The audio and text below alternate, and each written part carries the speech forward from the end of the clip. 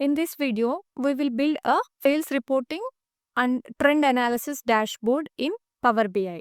We'll start by loading data correctly into Power BI and then create multiple visuals to analyze sales, profit, regional performance, product profitability, and discount impact. Let's begin by loading the dataset into Power BI desktop. I click on Home, then select Get Data and choose Excel. I browse to my Excel file and select it.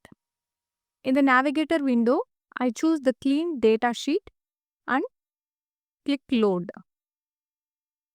Once the data is loaded, it is very important to verify that the data types are correct.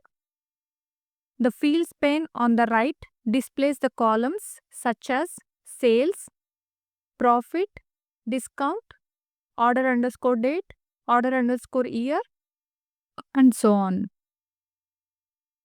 I check the following: sales, profit, discount are set to number. Order underscore date is set to date. Order underscore year is set to the whole number.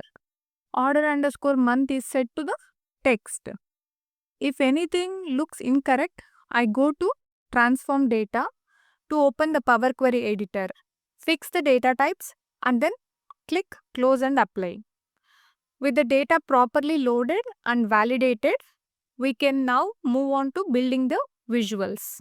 The visualization pane is visible on the right side of the report canvas. I select the line chart visual, then I drag the following fields: order underscore date to the x-axis, sales to the y-axis, and profit to the y-axis. Next, I click on the drop down next to order underscore date and select date hierarchy. From the hierarchy, I keep only year and month. This creates two lines on the chart, one for sales and one for the profit, showing how they trend over time. I format the visual and the title sales and profit trend, and the legend is on. This visual clearly shows overall business performance trends across the time. At this stage, I do not add any slicers. And for the visual 2, I now add a clustered bar chart. So I drag market to the y-axis, sales to the x-axis. This shows how much sales each market is generating. Adding tooltip for profitability insight. So to enhance the visual, I add a tooltip. I drag profit underscore margin into the tooltips field. Optionally, I can also add profit. Now, when I hover over any bar, Power BI displays additional profitability details. I format the chart to title sales by market and sort by sales descending. This helps quickly identify top performing and low performing markets. Next, I insert another clustered bar chart. I drag the subcategory to the y-axis, profit to the x-axis, so category to the legend. This visual compares profit across subcategories within each product category. I format the chart and change the title profit by subcategory and sort by profit ascending. With this sorting, loss-making products appear at the bottom, making problem areas easy to identify. So next, to understand how discounts affect profitability, I add a scatter chart. I drag discount to the x-axis, profit to the y-axis, sales to size, sub underscore category to the details. Product name can also be used here. I formatted the visual and changed the title like discount versus profit analysis and set the x-axis start value to 0. This scatter plot helps reveal patterns where higher discounts lead to lower or negative profit. Final outcome: at this point we have built complete sales reporting and trend analysis dashboard, including sales and profit trends over time, regional sales comparison with profitability insights, Product level profit analysis, discount impact on the profit. This dashboard provides strong business insights and forms an excellent Power BI portfolio project. At this point, we are going to begin by creating the core KPI measures that will drive our executive dashboard. Before building any visuals, it is important to define clean, reusable DAX measures that accurately represent the business performance. In this video, we will create 4 key measures: total sales, total profit, total quantity sold, a profit margin percentage. Let's get started. Creating total sales containing columns such as sales, profit, quantity, etc. The ribbon at the top includes tabs like home, insert, modeling and view and so on. To create our first measure, go to the modeling tab and click new measure. The modeling tab is active. The formula bar appears at the top of the screen. And then type your formula, that is for the total sales, which is the sum of the sales. So it is Superstore is the table name. So this measures calculates the total revenue by summing all values in the sales column. Next, let's calculate total profit. And now here we type total profit is equal to sum of the Superstore sales, a profit column. This measure represents the total profit generated by the business. Now let's calculate how many units were sold. A new DAX measure is being created. So where total quantity sold equal to sum of the quantity column. So this gives us the total sales volume across all transactions. Next, we create profit margin, which is a critical KPI that shows how efficiently the business converts sales into the profit. So here we are calculating the profit margin percentage, which is where you have to divide total profit by total sales. So here we use the divide function instead of direct division to safely handle divide by zero scenarios. At this point, all core KPI measures have been created. These measures will be reused throughout the report and form the foundation of our dashboard. In the next video, we'll build on this foundation by creating year-over-year sales and profit calculations. Now that we have created our base KPI measures, the next step is to analyze performance over time. Executives don't just want to know current values, they want to understand growth and trends. So we create a new page and then here we are going to insert a table. So first here we insert the date into the columns and then drill down into the only years. So remove all the month and quarters and then insert sales. Now we are going to create year-over-year measures for sales and profit. These year-over-year metrics will help us compare current performance against the previous year. A date column used for time-based analysis. The model view confirms a relationship between the date table and the sales table. Year-over-year calculations rely on proper date context. So ensure that model contains a date field. So the modeling tab is selected and new measure is clicked. Create the year over sales measure and then here is your formula where current year sales equal to total sales. This means how much money did we make this year, where previous year sales that is equal to.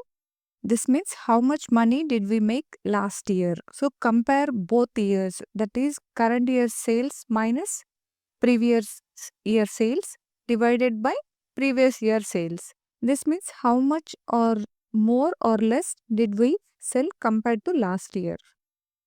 And a safety check. If previous year sales equal to 0, then it is blank.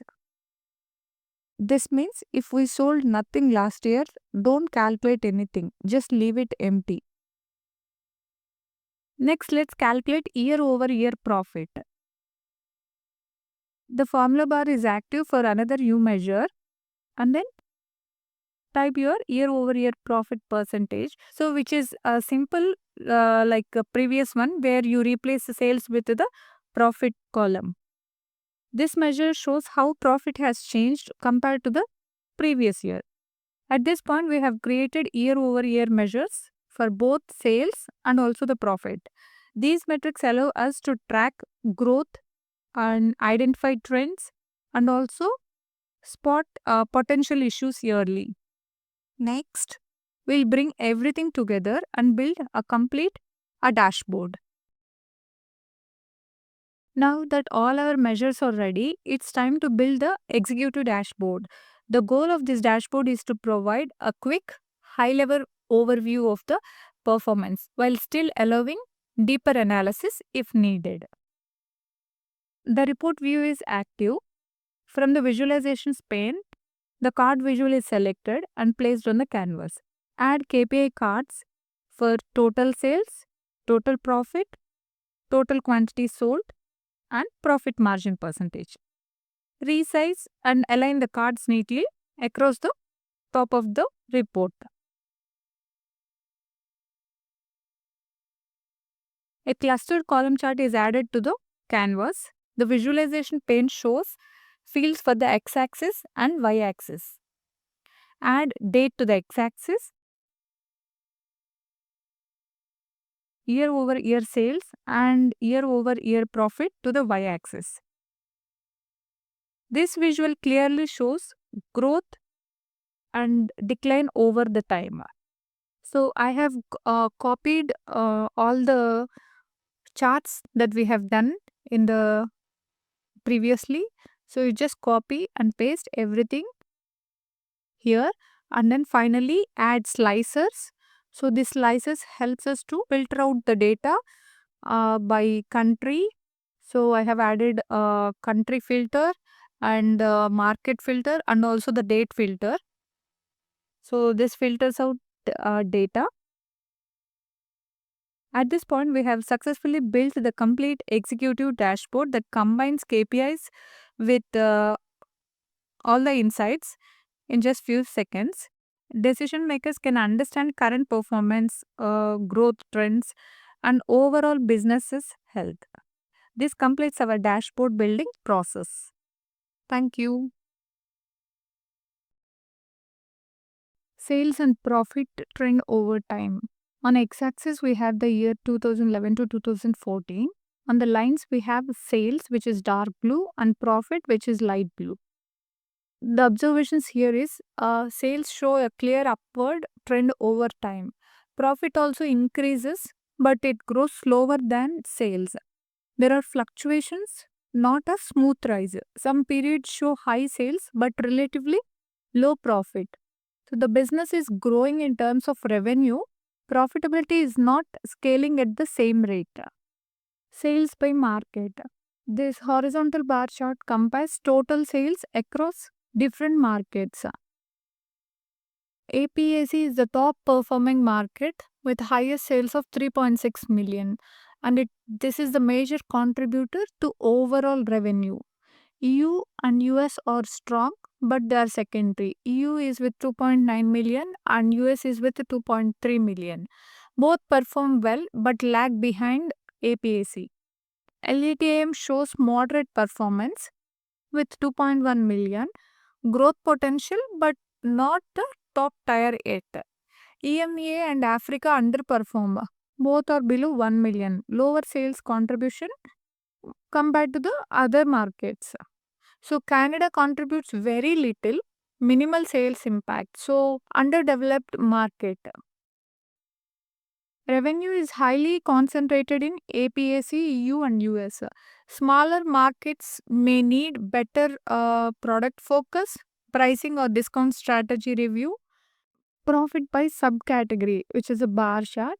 This chart shows the profit contribution of each subcategory and which is also split by the category where these categories are furniture, office supplies and technology.